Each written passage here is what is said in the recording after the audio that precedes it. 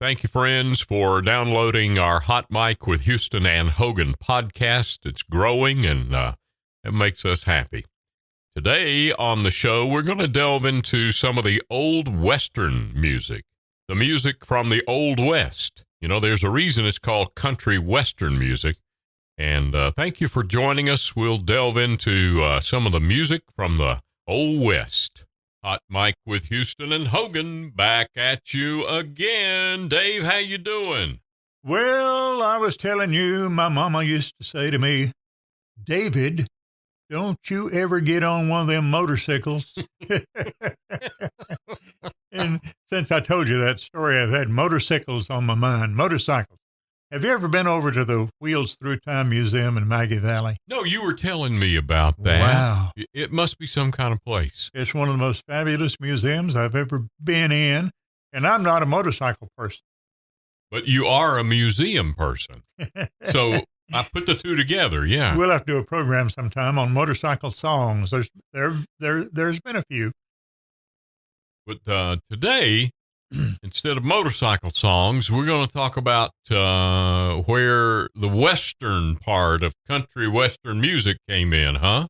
Well, you know, last time we did a podcast, we talked about truck driving songs and mentioned the fact that a lot of people consider today's truck driver the modern day cowboy.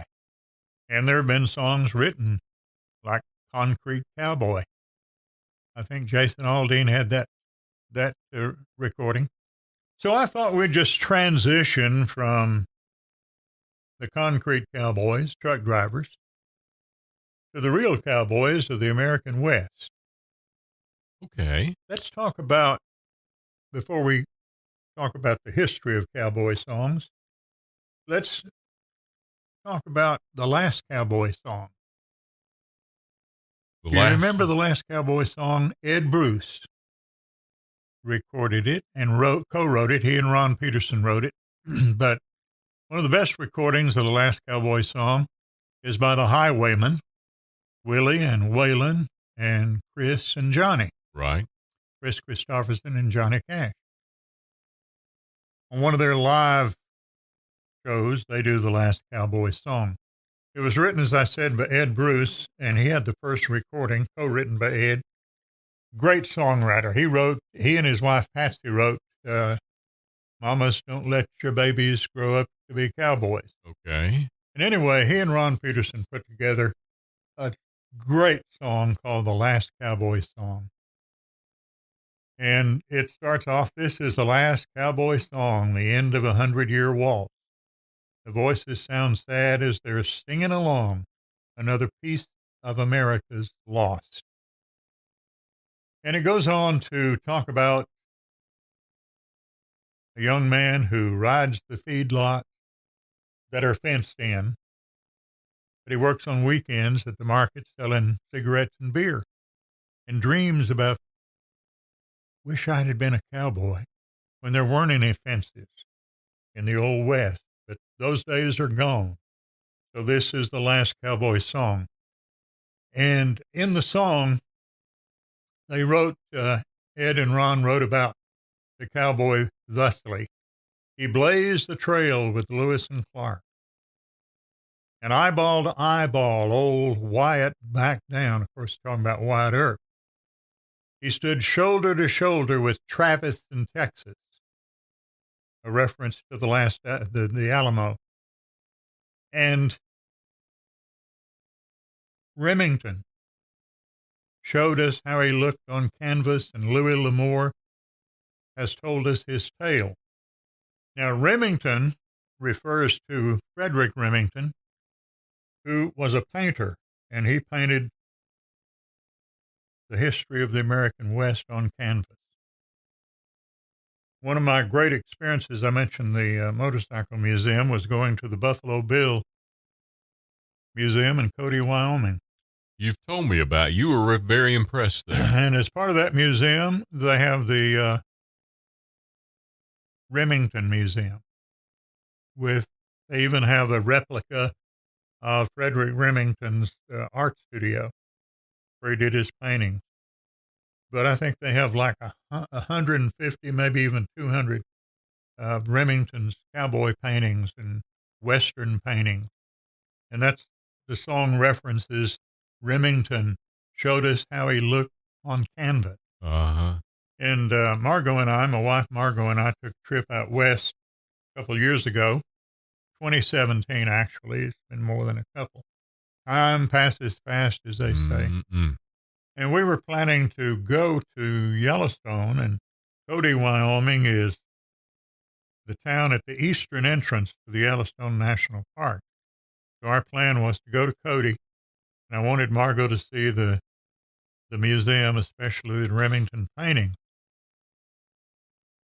This was in September, and they had an early snowstorm, and they closed the eastern entrance to Yellowstone.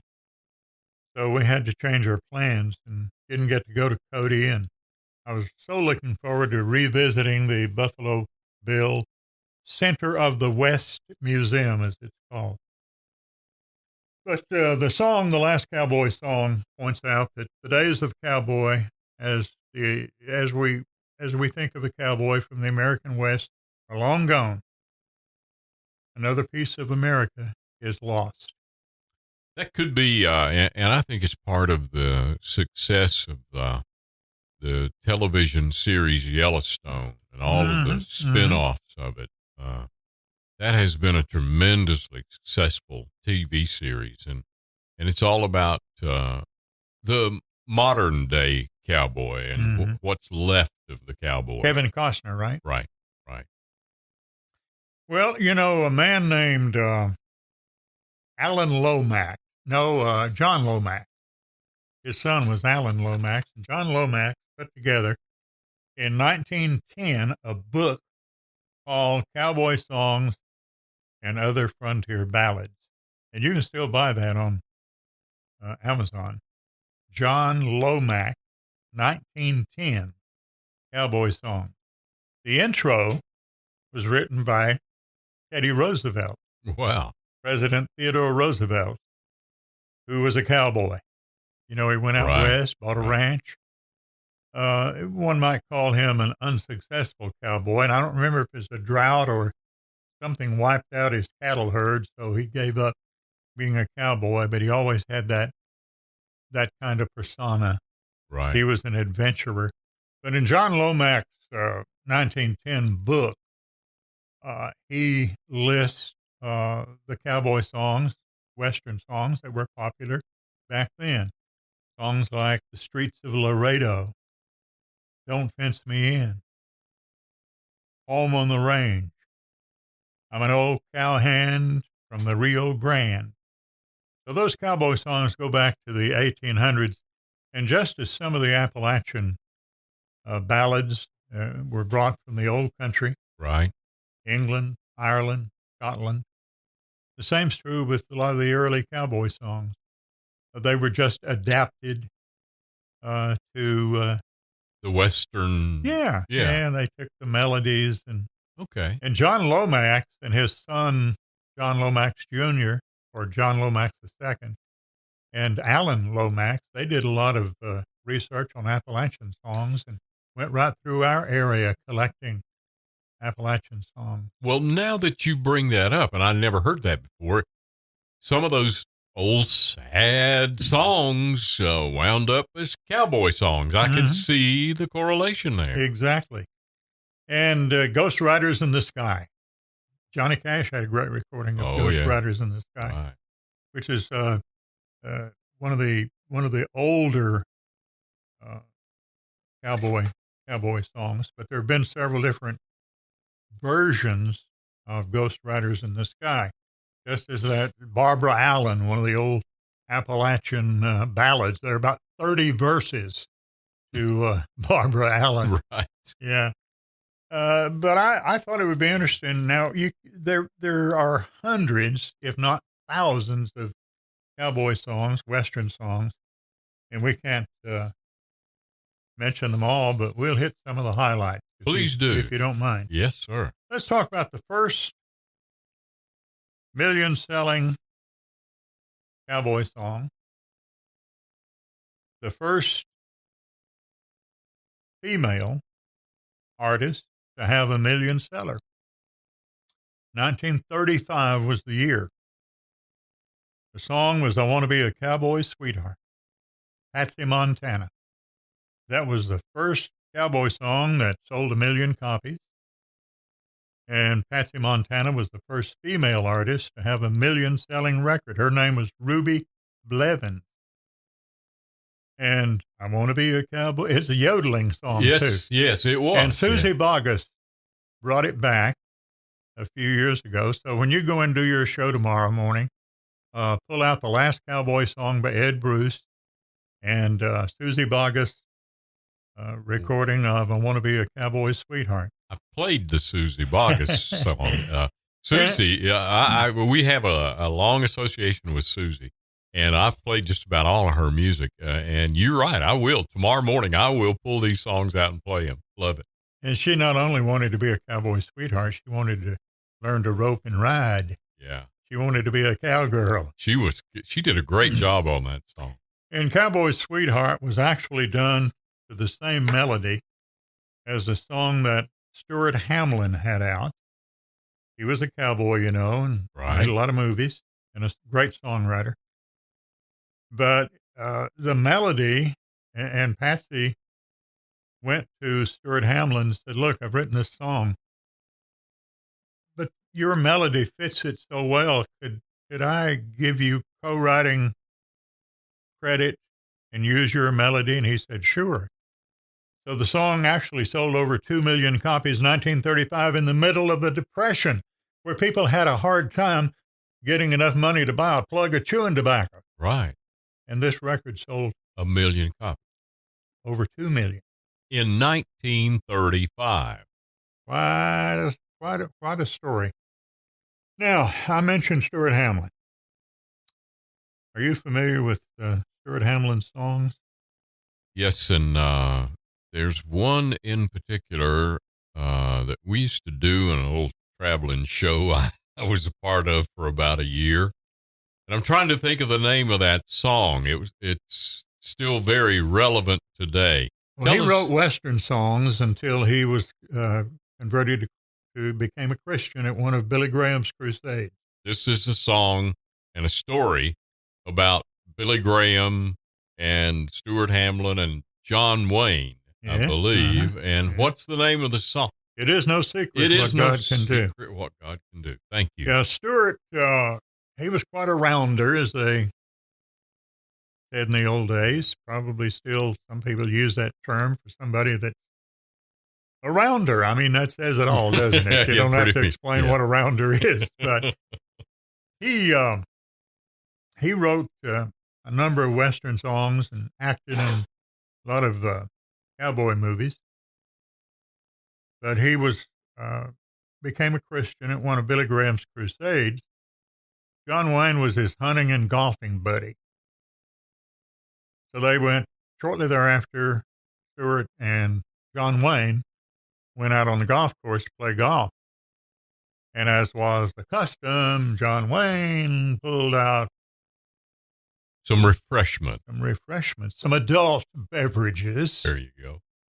And offered them to Stuart. And Stuart said, I don't do that anymore.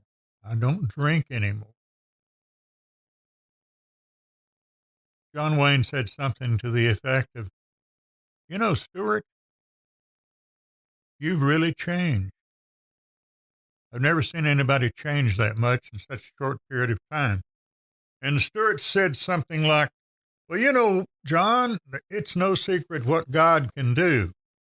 And John Wayne said, Stuart, you ought to write a song with that title. It is no secret what God can do. Wow. So we can credit John Wayne, perhaps, with the inspiration for It Is No Secret What God Can Do. But the biggest song that Stuart Hamlin had was This Old House. Yeah. You remember some of the lyrics to This Old House? This old house ain't going to do. This old house once knew my children. This old house once knew my wife. Through the storms of life. Don't need this house no longer. Ain't got time. I'm going to meet the saints. Going home to meet the saints. Right. Anyway, Stuart Hamlin tells the story of that song, and I think it's a great story. He was hunting up in, I think, the Sierra Nevada mountains in California on his horse, and it was a cold, wintry day. And he was on top of this ridge, and he looked down, far off down in the valley, and he saw a cabin. And he thought, I'm going down there. I might get a cup of coffee. So he and his horse, I can't remember the name of Stuart's horse, but he and all those horses had a name. Yeah, they were part of the family. Trigger and Buttermilk and so forth. So he goes down, and as he gets closer to the cabin, he doesn't see any smoke coming out of the chimney, and it became obvious that it was an abandoned cabin. But he needed a little bit of shelter from the snowing, very cold. So he tied the horse up and saw that the door was ajar. He went inside. Very little furniture, but maybe a few canned goods still on the shelf, and looked like somebody had been there rather recently. So he opened the door, and there was a body there, an old-timer who had died. He went outside, and he saw under the porch a kid's wagon, a toy wagon, rusted, was up under the porch. Okay, if you remember the song, This Old House, he told the story, and he said the melody was so strong that he said it was a hit in 7 different countries at the same time, sold millions of copies. Wow. Recorded, Rosemary Clooney had the first big hit, but everybody has recorded This Old House practically, who's ever done much recording. So he said, I don't think people really understand what I was trying to say. The melody was so strong, and it's such a singable thing. Is there a word like that? Singable, yeah, I think so. Easy to sing. Yeah. And nobody really thought about what I was trying to say in the song. And the song is written from the perspective of that dead man that he found in that cabin. Ain't gonna need this house no longer, ain't gonna need this house no more. Ain't got time to fix the shingles, ain't got time to fix the door. And then there are lines in that song about this old house once knew my children, this old house once knew my wife. So he wrote that song from the perspective of that old-timer who died in that cabin and is going on to meet the saints. I ain't going to need this house no longer. I'm getting ready to meet the saints. So that's a great story. That's just part of the story. But that's the basic part of the story of This Old House, written by Stuart Hamlin. And he wrote many gospel songs, and after he became a Christian as a result of attending one of Billy Graham's crusades. Him and Merle Haggard teamed up together and did an album. I played Victory in Jesus by Stuart Hamlin and Merle Haggard not long ago on the radio. We're, we just seems like get started, and we, is this a good place to take a break and come back for episode number 2 of Western? The Old West and cowboy songs. Talk maybe about some of the cowboy actors singing cowboy. Oh, the singing cowboys. Okay. All right, we'll do that when we come back on another episode of Hot Mic with Houston and Hogan. Thank you so much for joining us. Be sure to click the subscribe button for another episode of Hot Mic with Randy Houston and Dave Hogan.